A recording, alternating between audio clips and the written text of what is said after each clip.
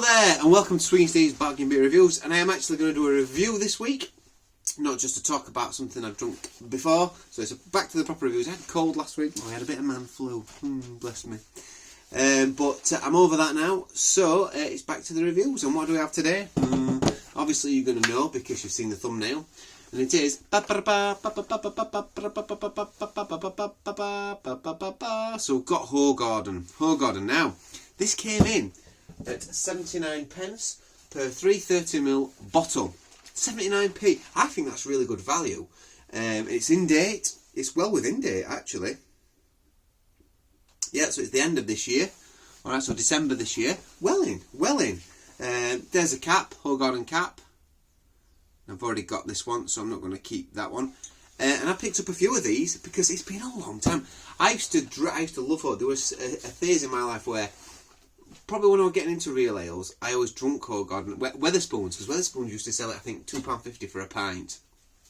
And we're talking, I don't know, 10 years ago, something like that. Well, before I started teaching, so probably no longer than that, about 15 years ago probably. Oh my god, how quick is time going.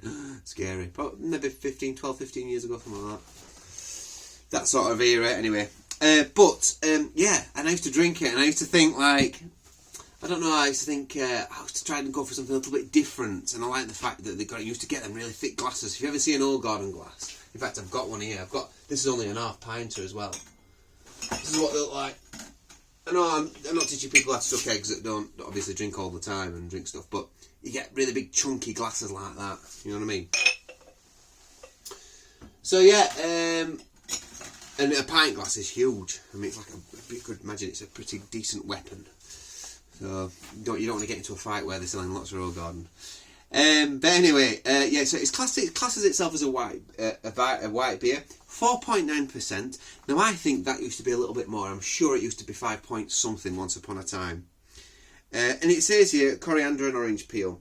So yeah, I tell you what Hoegaarden reminds me of. Let's crack her open. I am starting to waffle. Okay, so I've not done any big shout outs for a while, but I'm going to do one for the Morning Yorkshireman. I think I have given him a shout out before. He gave me a shout out. He kindly did a little bit about my channel, saying that he didn't like my waffles and the fact that I go on a tangent. Maybe that could be a selling point for my channel, I don't know. Come and watch my beer reviews, but actually I'm going to go off on a tangent through most of it, so, you know, if you're interested in listening to random stuff. So I'm getting the initial smoke out. So if you're new to my channel, welcome. Thanks for joining me. Yeah, this beer is naturally cloudy, so you'll see when it comes in. Now, if you're new to beer, this would probably put you off. You'd probably think, what the hell's in that? Why is it cloudy? Okay, but basically it means it's unfiltered. And it means that basically all the bits of the hops and anything else they put into this beer, whether they actually put coriander and orange peel in as well with this beer, I'm not sure whether that's just some of the flavours you get from the yeast that they put in. But yeah, so basically it's unfiltered, so there's nothing, so everything's still in there. And actually it makes for a better, more well-rounded flavour, I think, in my humble opinion. And sometimes you see little bits of yeast floating around in the bottom, little chunks. Now you can, if you tip your glass, if you tip your bottle like that, you can catch it. That's why bottles have a little hub in them like that, so you can catch the yeast, so the sediment sits in that, and you can still pour your beer. But that being said, it doesn't matter if you drink it, it's just a little bit of yeast, that's all. It might make you go to the toilet, you know, but for number 2. But it's nothing, you know. You're not going to end up being really ill or anything like that. So I can see there's a little bit there floating around. Anyway. So yeah, it's got this real bready, really thick breadiness. Thick breadiness, if that's the thing. You're getting the coriander. You're getting a little bit of orange peel. It's almost got a slight savoury aroma. Because of some of the herbal quality of this beer. It's very herbal. If you're new to beer, I wouldn't go for something like this. It's very herbal. It's almost like you're smelling something that's been... what's the word I'm looking for? It's almost like you're smelling seasoning for some food. Like something's been seasoned in these flavours. So yeah, you're getting a little bit. You're getting a coriander. You're getting a little. You're getting clove. You're getting a clovey aroma as well. But it's got quite fresh. A little bit of lemon, I think. But you are getting the orange peel. Oh, let's dive in. It smells great.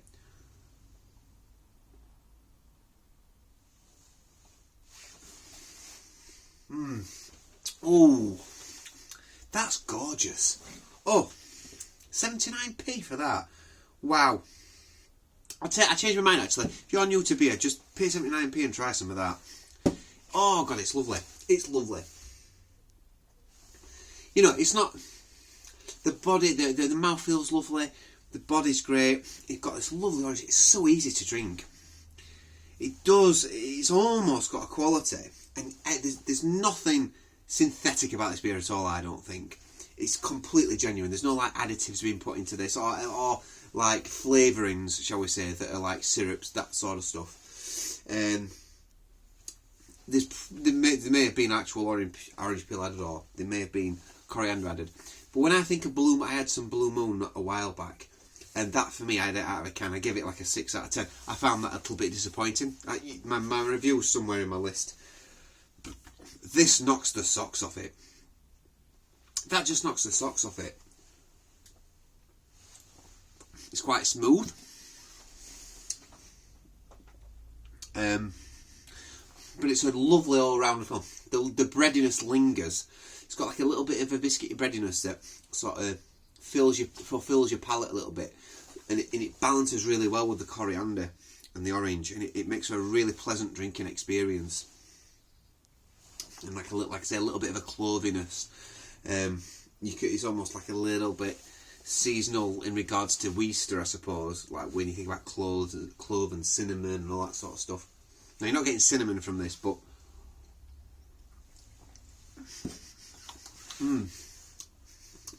almost little hot crossy bun type flavours coming through.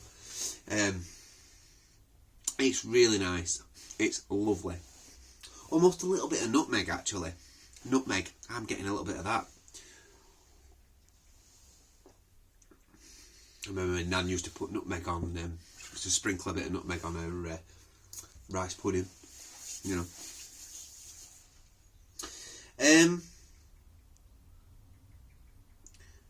Yeah, I think that's great. That's just how I remember it. That is really nice. In fact, it tastes better than I remember it. But maybe I just got bored of drinking it or something, so I got fed up of it and tried other things. But yeah, I really like that.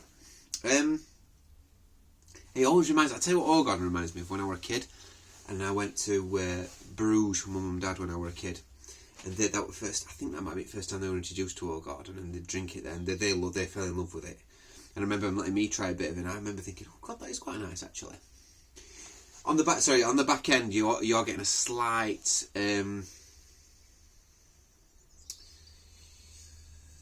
How would I explain it? It's a little bit tart, almost a slight sour on the back. Nothing like off-putting though, by any means, by any stretch of the imagination, shadow of the devil. So yeah, anyway, what was I saying? Yeah, so Belgium. So I don't know about typical Yorkshire parents' mind, like, oh God, going to Belgium for them were like a big deal, you know, and sort of like, yeah, my dad, oh, I'm going to Belgium. Go on then, we'll go. And I think he did it kind of just to please my mum a bit, really. But yeah, I remember it was really nice. I remember going around Ghent and all those places, and having a nice time, and it was good. But yeah, yeah, there were two places Mum and Dad went on holiday. It were either Cornwall or Filey, you know. So Filey or Cornwall, they were the two places that we would go on holiday. And I didn't mind when I was a kid. I used to love Filey, so.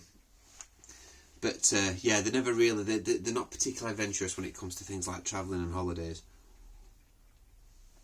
I remember when I told my mum and dad that I was going to Bosnia. Bloody hell! What are you going to Bosnia for? It's full of bombs. You know what I mean? It went like they seem to forget that it was 1990s when obviously the war's going off and it was 2011. I went, I think, to Bosnia, and when I told them I was going to India. In fact, they were less bothered about me going to India than they were Bosnia. When I said I was going to India, they were like, oh, what are you going there for? But when I went to Bosnia, like, oh my God, you're not going to Bosnia, are you? You're not going to Bosnia. Oh, Graham, he's going to Bosnia. He's going to Bosnia. You know. Mm. So yeah. Anyway, I digress again. So look at that. It's got some lovely lacing on the glass. So let's be serious about the beer now. Got about a finger's worth of white fluffy head. And yes, it's just cloudy. It's really, really cloudy. If you've never had a Belgian beer before, this is nice. It is definitely Belgian. I keep saying it's a Belgian beer. It says here, almost 600 years ago in Belgium, village of Hoegaarden. I didn't realise that was a village in Belgium. A hand of monks experimented adding oddball botanicals from halfway around the world to their traditional wheat beer. Our recipe inspired by their creation is a beer with a refreshing flavour, captivating aroma, unlike any in the world.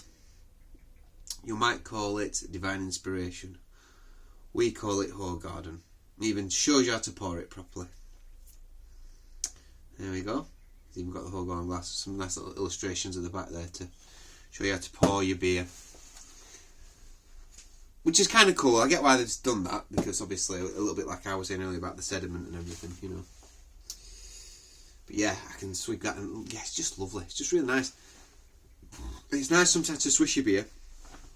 Lets all the gas come out of it, especially bottled beer, and it makes for a smoother drinking experience, shall we say. He says burping. So yeah, great beer, really, really nice. Really impressed with that. That's as nice, as solid as I remember it. That doesn't seem like taste like a beer to me that's been tampered with.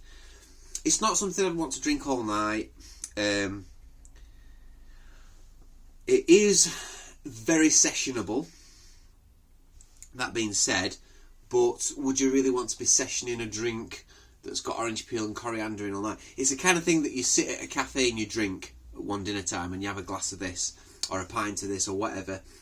You can session it, but I wouldn't. I personally wouldn't, because not only that, I like to just I get bored of beer quickly, so I don't want the same thing over and over again. I like to try different things, you know. But it's great. It's really nice.